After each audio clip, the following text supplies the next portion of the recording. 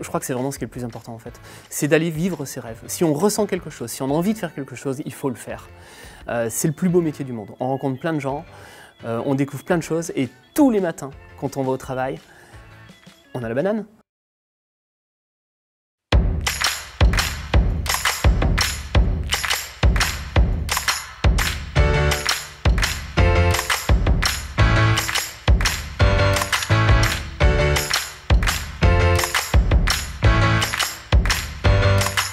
Quand j'étais petit, ça va peut-être vous surprendre, je voulais faire garde forestier. J'étais absolument passionné de nature.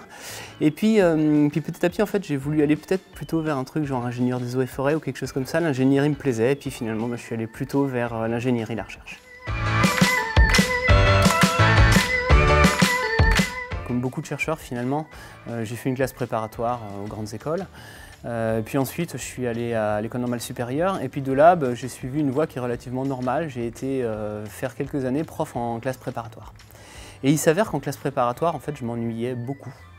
Non pas que les étudiants n'étaient pas sympas, c'était une extraordinaire expérience, mais le problème c'est que j'enseignais tous les ans, à la même date quasiment, les mêmes leçons. Par exemple, je me souviens d'une leçon d'optique sur Huygens-Fresnel, où j'enseignais le théorème de Huygens-Fresnel pour la 5e fois.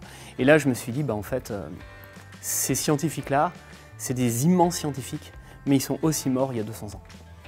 Et ma vie, c'est pas de passer 45 ans à refaire la même chose. Et donc du coup, je me suis dit, je veux créer, je veux construire quelque chose, je veux m'épanouir, quoi, tout simplement. Et j'ai décidé de faire de la recherche. Je suis chercheur en intelligence artificielle embarquée. Et donc je travaille dans tout ce qui va permettre de mettre de l'intelligence artificielle dans les petits objets du quotidien qui vous entourent en quelque sorte. C'est-à-dire qu'en fait, c'est pas l'intelligence artificielle comme on la connaît classiquement. Le plus gros de l'intelligence artificielle aujourd'hui, c'est de faire de l'intelligence artificielle qu'on appelle le cloud computing. C'est-à-dire qu'on récupère de l'information, on l'envoie sur des gigantesques serveurs qui sont placés aux États-Unis, qui sont placés à droite à gauche, et on fait des calculs à très haut coût en énergie et on renvoie l'information qui a été traitée à l'utilisateur. Ça marche bien, mais ça a un énorme problème, c'est que ça consomme énormément d'énergie. Nous, notre but, c'est de faire l'opposé, ce qu'on appelle le edge computing.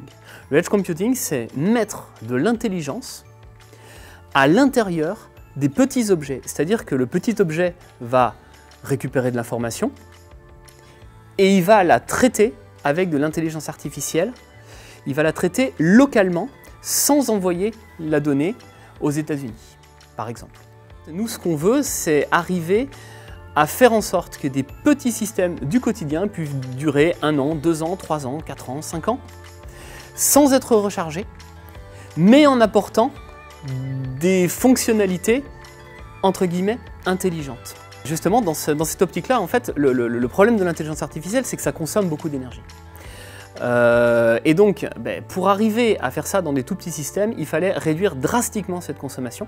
Et donc c'est là qu'on a apporté quelque chose qui s'appelle les Feature Neural Networks, qui permettent de diviser à peu près par 100 la consommation d'énergie pour mettre en place des algorithmes d'intelligence artificielle embarqués.